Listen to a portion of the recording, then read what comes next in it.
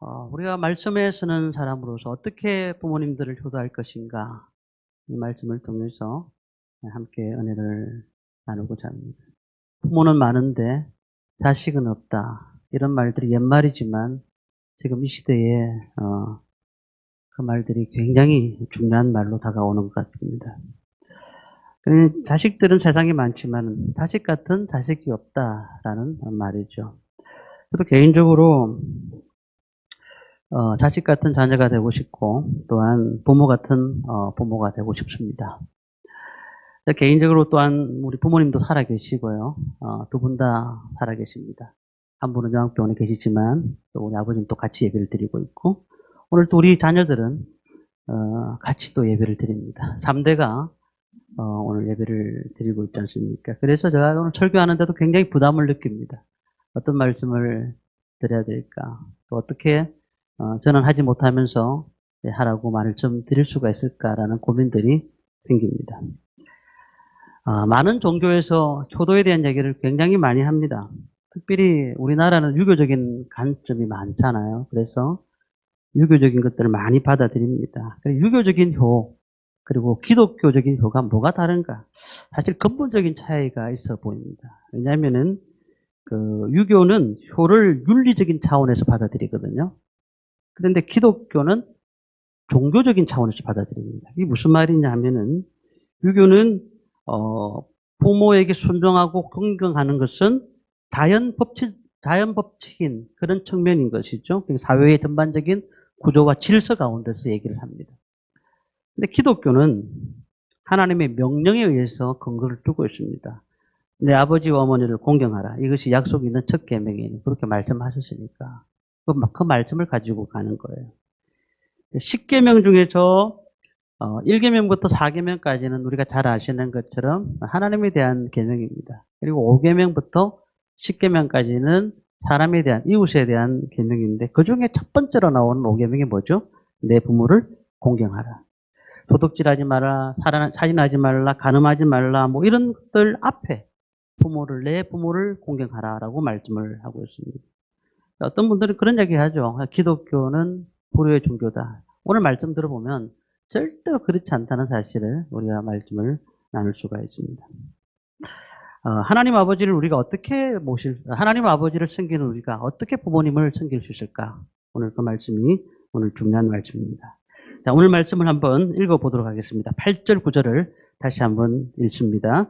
내 아들아, 내 아비의 훈계를 들으며 내 어미의 법을 떠나지 말라. 이는 내 머리에 아름다운 간이요 내 목에 금사슬이니라. 성경은 첫 번째로 부모의 말을 잘 들어야 된다. 훈계를 잘 들어야 된다. 그리고 어머니의 법을 떠나지 말라. 이렇게 말씀을 하고 있습니다. 그 당시에 이제 가정의 제사장이 누굴까요? 부모님들입니다. 가정의 제사들. 아버지잖아요, 아버지. 아버지가 가르치는 것이 무엇일까요? 성경을 가르쳤습니다. 자녀들에게 성경을 가르칩니다. 부모는 하나님 말씀으로 자녀를 양육합니다. 하나님 말씀으로. 그리고는 늘 부모 앞에서 자녀들은 축복받습니다. 그리고 기도받습니다. 근데 이 중요한 건 뭘까요? 오늘 본문에서 말씀하고 있는 것은 부모님들의 얘기를 어떻게 해야 된다고 말하고 있죠? 잘 들어야 된다. 잘 들어야 된다. 물론 부모 중에서 불신자 부모님도 계시잖아요. 간혹 가다가 듣지 못할 얘기도 있겠습니다만은, 그러나 우리는 그 말씀을 들으면서 시작하는 거예요. 들으면서. 일단, 공경하는 마음을 가지고 들어야 된다는 겁니다.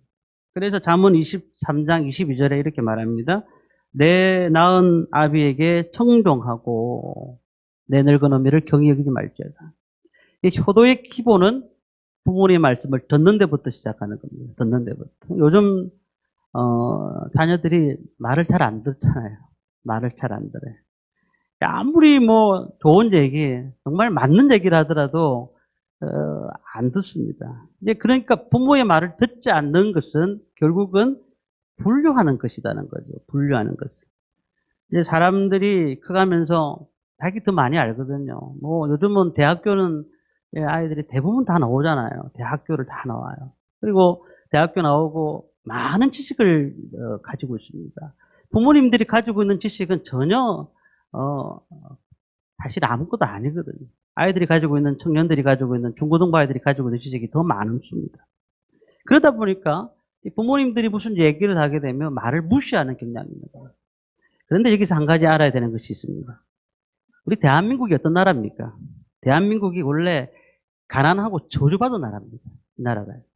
그런데 이렇게 위대한 대한민국을 누가 만들었을까요? 어르신들이 만드신 거예요. 어르신들이. 그 먹지 못하고 고생하시고 그리고 정말 대한민국을 위해서 사신 거예요. 근데 지금 젊은이들이 아무리 뭐 뛰어나고 공부 많이 한다고 해도 그거는 사실은 부모님들한테는 전혀 상상이 안 가는 얘기예요. 그리고 또한 믿는 사람으로 봤을 때는 믿음의 선조들이 우상 숭배하는 이 나라에 와서 복음을 전하고 그 복음으로 인하여서 정말로 놀라운 하나님의 역사를 경험한 나라가 이 나라 아니겠습니까? 교회가 5만 교회가 됩니다. 엄청난 교회들이 전 세계, 전국에 있잖아요. 그러니까 우리가 생각할 때 그렇게 생각하셔야 돼요. 우리가 있으려고 하면 부모 세대를 인정하지 않으면 안 되는 거예요. 부모 세대를. 부모 세대의 인정이 필요한 거예요. 연세가 드시면 냄새도 나고 또 주름살도 많고 어떤 때는 또 말하는데 말이 안 되는 얘기를 한다는 거죠. 그런데도 우리는 그분의 얘기를 들어야 돼요. 왜냐하면 만약에 부모의 세대에 그 얘기를 듣지 않으면 하나님께서 우리나라를 심판하실 거예요. 심판하실 거예요.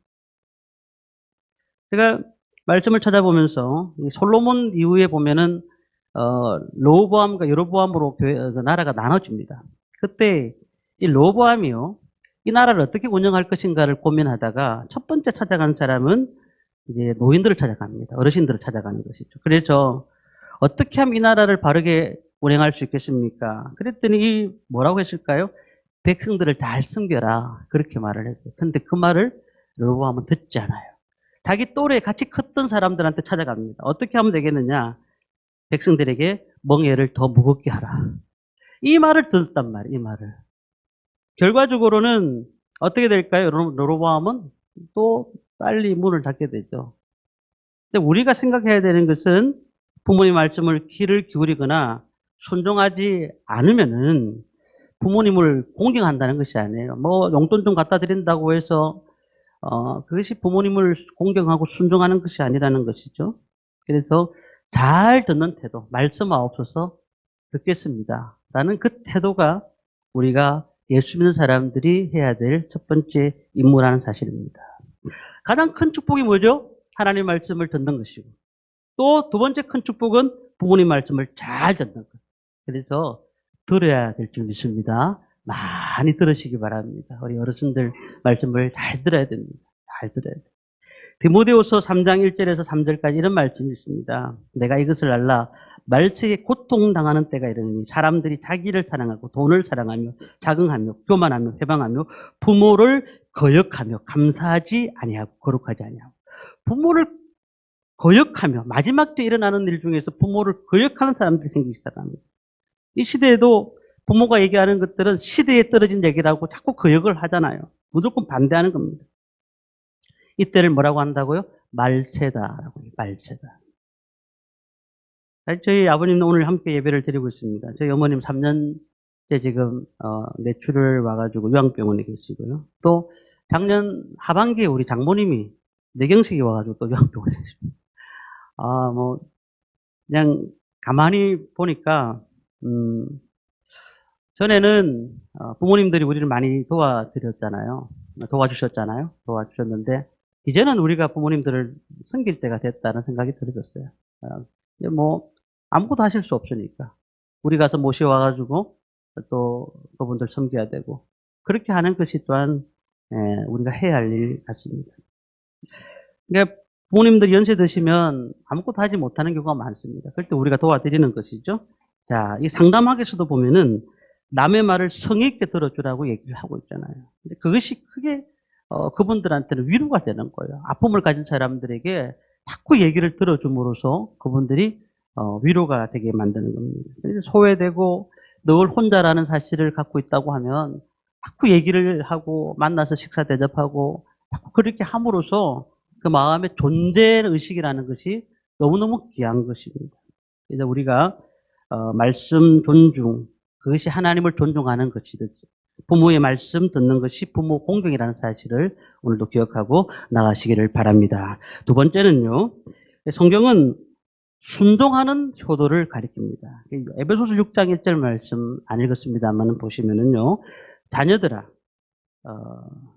너희 부모를 주 안에서 순종하라. 이것이 옳으니라. 주 안에서 너희 부모를 순종하라. 이것이 옳으니라. 자, 순종하라는 말은 우리가 너무 잘 알잖아요. 그런데 범위를 정해놨습니다. 어디요? 주 안에서 순종하라. 자, 이 말은 또 바꿔 얘기하면 이런 겁니다. 예수를 믿기 때문에 우리는 순종하는 겁니다. 주 안에 있는 성도이기 때문에 그 말을 순종하는 겁니다. 세상 사람들이 혹시 불효를 한다 하더라도 하나님의 백성은 그렇게 살아서는 안 된다는 거예요. 하나님의 백성들은 분명히 효도해야 된다. 순종해야 된다는 거죠. 이제 사람들이 뭐 부모님을 안 모시려고 하잖아요. 그런데 우리는 그런 모습이 아니라 부모님을 모셔야 된다. 이 세상의 풍조를 따르지 말라고 하셨으니까. 그러면 순종하는 마음이 어디서 생길까요? 우리 사랑에서 나타나는 겁니다. 가만히 보시면 어릴 때 사랑받았던 자녀들이 부모님의 사랑을 간직하고 있어요. 그래서 그 사랑을 어떻게 하든지 그 사랑을 받은 대로 돌려드리는 것이죠. 마찬가지예요. 우리 하나님의 사랑을 받은 사람들 아니겠습니까? 하나님의 사랑을 받은 사람들이 하나님 앞에는 잘하는 것 같은데 부모님 앞에 못하는 사람들이 너무너무 많은 거예요. 그러면 하나님 앞에 잘하는 것이 아닌 것이죠. 그러니까 사랑의 질서가 그런 것입니다. 우리가 잘해야 부모님 앞에 잘해야지 우리 자녀들이 또 보고 잘하는 것이에요. 그런 게 사랑의 질서가 일어나는 것입니다. 하나님과 인간 사이에도 심정이 통하지 않은데 늘 그냥 하나님 말씀을 들어보면 자꾸 하나님이 나한테 왜 시비를 거시지? 내 못한다고 자꾸 이 말씀을 가지고 나는 시비를 거시네. 이렇게 생각할 거 아니에요. 그러니까 하나님 말씀대로 살아간다는 것은 그분의 마음을 안다는 것이거든요.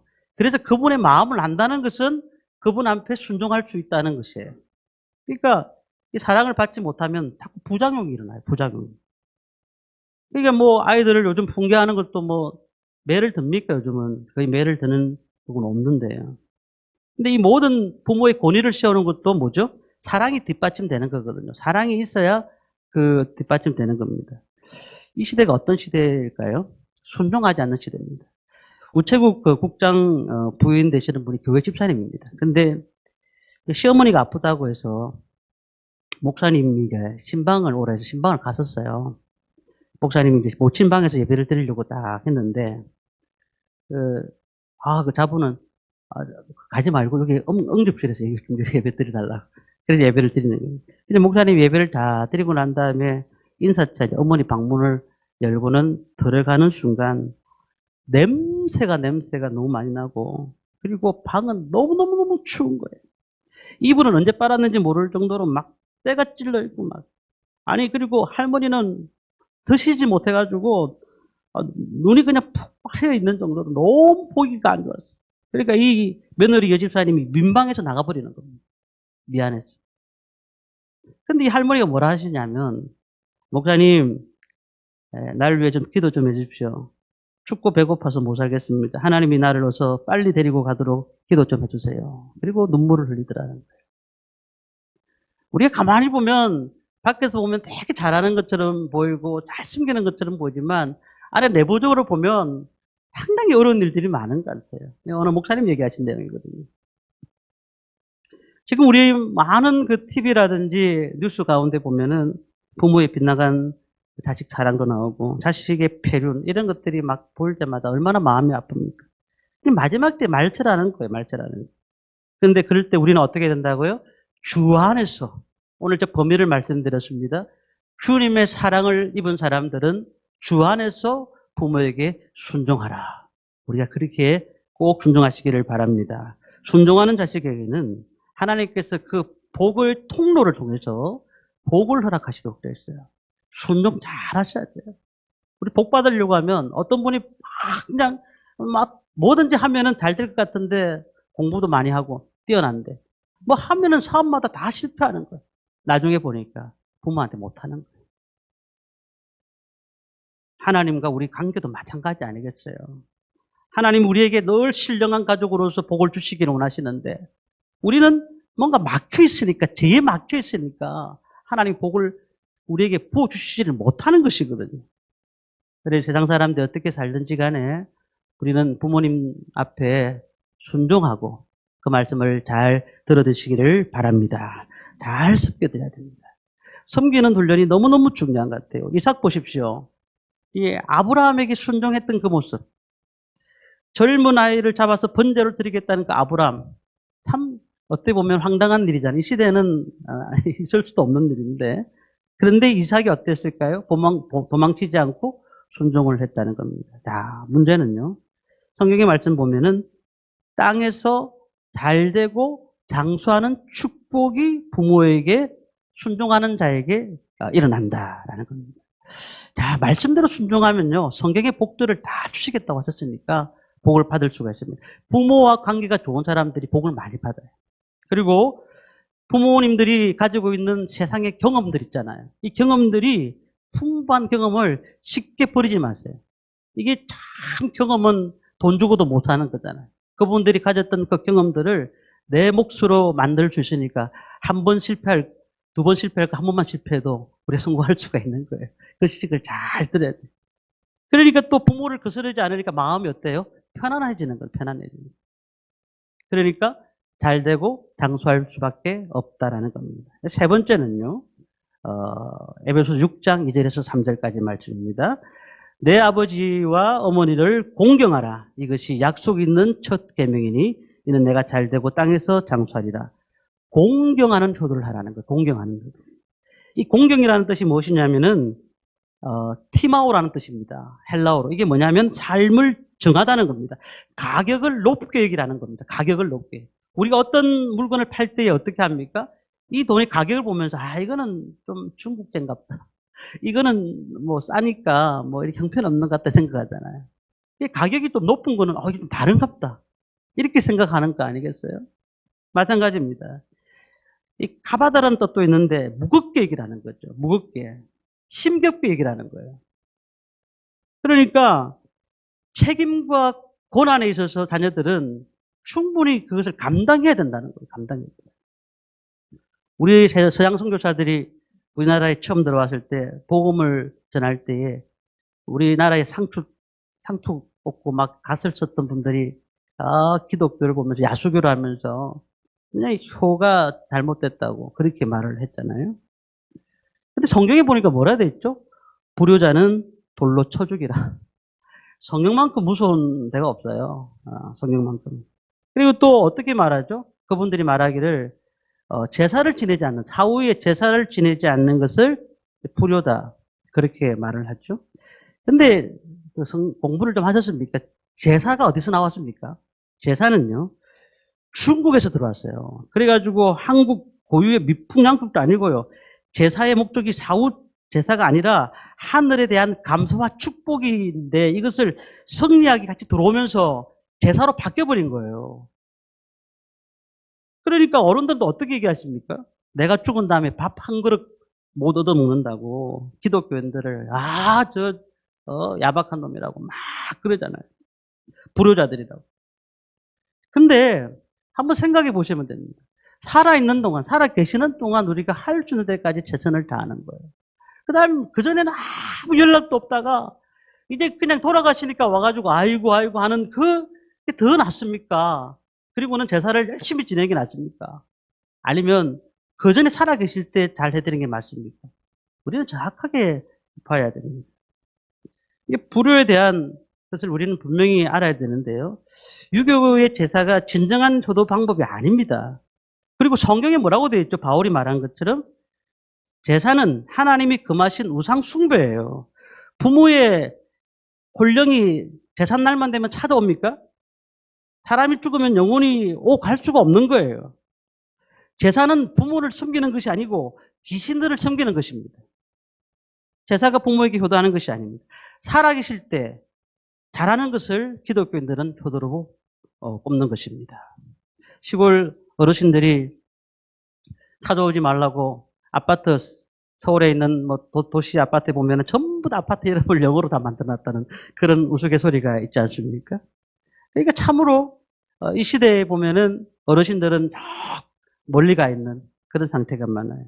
뭐 옛날 얘기입니다만은 요양원을 운영하시는 목사님이 계십니다. 근데 이 한 분, 어르신 한 분이 고생을 하다가 80세 임종을 하셨습니다. 근데 그 요양원에 모셔놓고는 한 번도 찾아오지 않았던 거예요, 자식들이.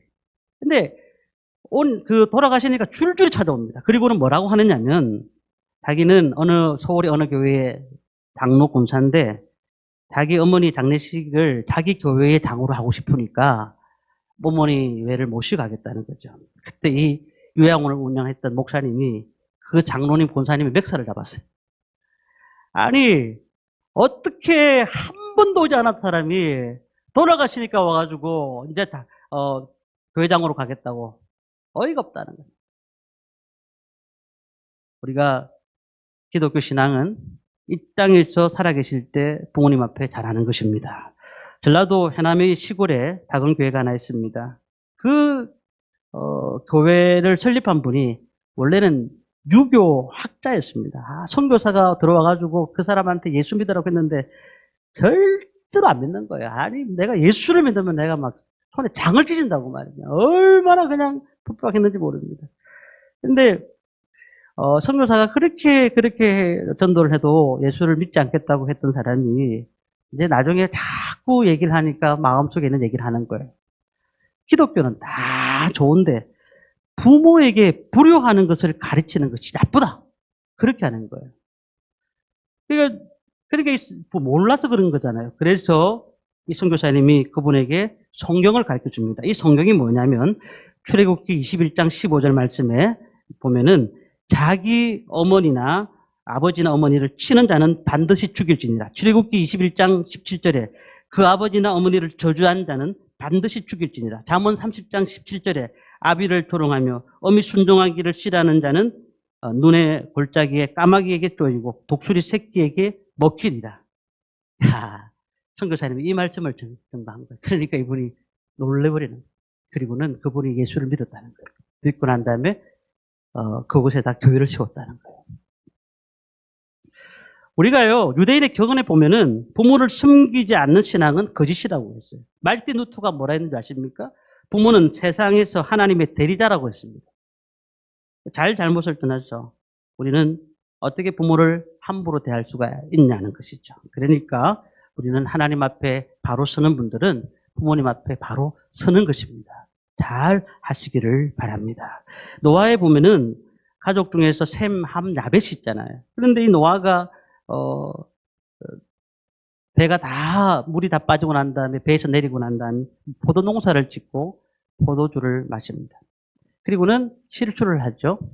옷을 다 벗어 던지면서 이렇게 자고 있었습니다. 이때에 셈과 야벳은 아버지의 허물을 덮었지만 함은 그 허물을 덮지 못하고 발설하고 조롱했습니다. 두 사람은 복을 받았지만 함은 저주를 받았다는 사실이에요. 우리는 우리의 하나님 앞에 우리의 모습들이 어떤 모습으로 비춰지는가가 너무너무 중요한 것입니다. 그래서 아까 말씀드린 것처럼 공경이라는 말은 높이 평가하다, 가치를 둔다라는 것이죠. 그래서 그렇다고 해서 뭐 신으로 섬기라 이런 뜻이 아니에요. 하나님을 섬기듯 존경하고 받들라는 것입니다. 효도에 대해서 디모데전서 5장 4절에 이렇게 말씀합니다. 만일 어떤 가부에게 자녀나 손자들이 있거든 그들로 먼저 자기 집에서 효를 행하며 부모에게 보답하기를 배우게 하라. 배우게 하라는 거예요. 배우게 하라. 효도하는 것도 다시 말하면 우리 세대에서 자녀들에게 배울 수 있도록 부모한테 잘해야 되는 거죠. 우리가 잘못 가르치면 부모들은 그렇게 안 가르치는 겁니다. 부산에서 사업을 하고 있는 어느 집사님이 직원을 모집하는데 170명이 이력서를 냈습니다. 10명을 뽑는데. 그런데 추려서 15명을 뽑았습니다. 그리고는 최종 검사하기로 하고는 이제 어떤 사람을 뽑을까 고민하다가 그 사람들이 얘기하기에 부모님 앞에 카톡하는 사람, 부모님 앞에 한 주에 카톡을 몇 번 하느냐에 따라서 많이 하는 사람을 뽑았다는 얘기가 있습니다. 부모에게 잘하는 사람이 회사도 잘한다는 사실을 가지는 것이죠. 그러니까 이 효는 하나님께서 받으실 만한 아름다운 대사가 된다는 겁니다. 저한테도 일남일녀가 있습니다. 그리고 저 아이들이 청년들입니다. 그래 한 번은 우리 둘 중에 한 명이 그런 얘기를 하더라고요. 엄마 아빠가 할아버지 할머니 외할머니한테 하는 것을 우리가 보고 있어요. 제일 무서운 얘기더라고요. 엄마 아빠가 할아버지 할머니 외할머니한테 하는 것을 우리가 보고 있어요. 그게 무슨 얘기인지 아시겠죠? 그대로 해주겠다는 거예요. 그러니까 우리도 열심을 다해서 부모님 앞에 섬겨야 됩니다. 잠언 23장 25절에 보니까 내 부모를 즐겁게 하며 내 낳은 어미를 기쁘게 하라. 잠언 15장 20절에 보니까 지혜로운 아들은 아비를 즐겁게 하여도 미련한 자는 어미를 업신 여기느니라. 잠언 23장 24절 보니까 의인의 아비는 크게 즐거울 것이요 지혜로운 자식을 낳는 자는 그를 인하여 즐거워할지라.